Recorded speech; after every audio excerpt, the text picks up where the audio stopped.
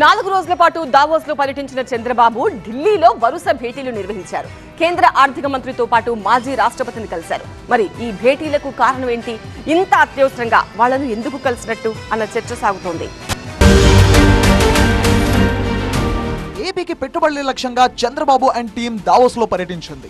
4 రోజుల పాటు అనేక మంది పారిశ్రామికవేత్తలతో సమావేశమయ్యారు. వివిధ రంగాలకు చెందిన సుమారు 15 సంస్థల ప్రతినిధులతో సీఎం చంద్రబాబు సమావేశమయ్యారు. రౌండ్ టేబుల్ సమావేశాలు, సదస్సుల్లో బిజీగా గడిపారు. రాష్ట్రంలో పరిస్థితులను వివరించి పెట్టుబడులను ఆకర్షించే ప్రయత్నం చేశారు. ఆ పర్యటన ముగించుకున్న చంద్రబాబు నేరుగా ఇంటికి రాలేదు. దేశ రాజధాని ఢిల్లీలో పర్యటించారు.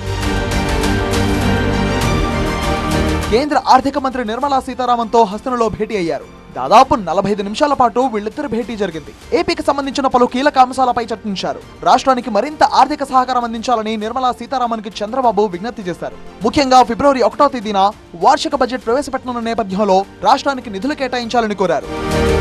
ఓఎస్ఎస్ ఫర్టిలిటీలో ఇక్కడ ప్రతి అడుగులో ఎక్స్పీరియన్స్ డాక్టర్స్ ఉంటారు. In the good hands of science. Mummy daddy అవ్వాలంటే ఓఎస్ఎస్ కి కాల్ చేయండి.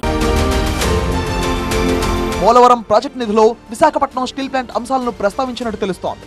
విశాఖ స్టీల్ ప్లాంట్ కు 11,440 కోట్ల రూపాయల ప్యాకేజీని కేంద్రం ఇప్పటికే ప్రకటించింది. దీనికి గాను ఆర్థిక శాఖ మంత్రికి చంద్రబాబు ధన్యవాదాలు తెలిపారు. ఇక పోలవరం ప్రాజెక్టుకు సంబంధించి మరికొన్ని నిధులు పెండింగ్ లో ఉన్నాయని, వాటిని కూడా విడుదల చేయాలని రిక్వెస్ట్ చేశారు. ముఖ్యంగా బనకచర్ల ప్రాజెక్టుపై కేంద్ర ఆర్థిక మంత్రితో చంద్రబాబు చర్చించినట్టు ప్రచారం. భారీగా ఖర్చయ్యే ఈ ప్రాజెక్టుకు కేంద్రం సాయం కావాలని ఇదివరకే చంద్రబాబు విజ్ఞప్తి చేశారు. ఈ మేరకు కేంద్రంతో సంప్రదింపులు జరుపుతున్నారు సీఎం. గత ఏడాది బడ్జెట్ లో ఏపీకి కేంద్రం భారీగా నిధులు కేటాయించింది. అమరావతికి 15,000 కోట్ల సాయం చేసింది. అంతేకాకుండా రాష్ట్రానికి పలు నేషనల్ హైవేలు, స్టేట్ హైవేలు, బైపాస్లు, ఫ్లైఓవర్లకు కూడా కేంద్రం నిధులు మంజూరు చేసింది.